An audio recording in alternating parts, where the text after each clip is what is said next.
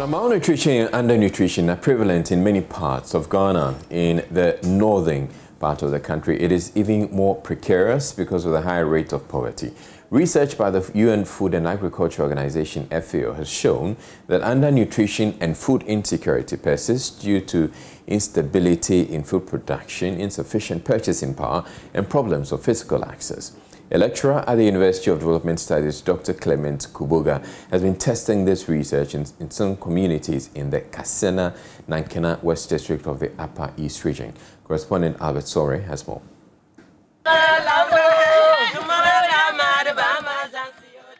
These are women of Paga Buru in the Kasena-Nankana West District of the Upper East Region. 2 years ago, they were mostly unemployed, but today they are engaged in shea butter processing.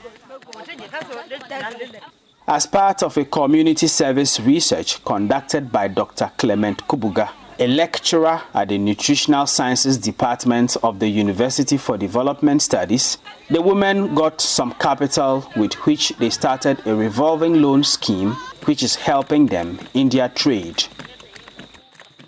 Other 2 or 3 people, they can take about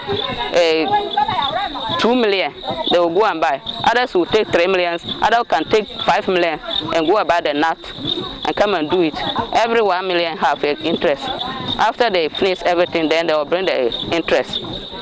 When we know that the interests are increasing, we will leave them the money for them to use it about 3 months or 2 months before we collect it for the other women to also collect.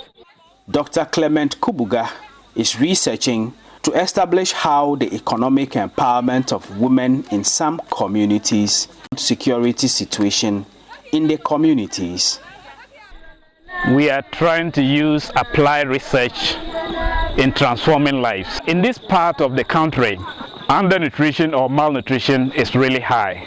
And the FOA has it that these challenges are largely due to physical access, and then it has to do with purchasing power, and again people not being able to produce enough to meet their needs. When you look at women of this nature, we try to increase their purchasing power by introducing what we call revolving loans. We give money to these women groups, and the hypothesis here is that, or the thinking here is that, when women have access to credit facility, their purchasing power increases, they have access to food, and that translates into their household access to food. Funding for the project was provided by Professor Skinner William through the Rotary Club of East Lansing, Michigan, USA. There are 60 women in this group, but not all of them are here today. They say they are seeing changes in their lives.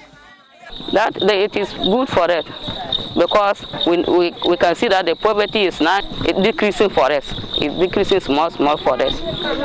Our family, when I get small, that interest I can use it to buy food for them to eat. For the women of Paga Nakolo, soya bean farming was the best way to invest the capital they were given as part of Dr. Clement Kubuga's research. On a 4-acre land in the outskirts of the community, they cultivate soya beans in the rainy seasons. This farm is important to us in many ways.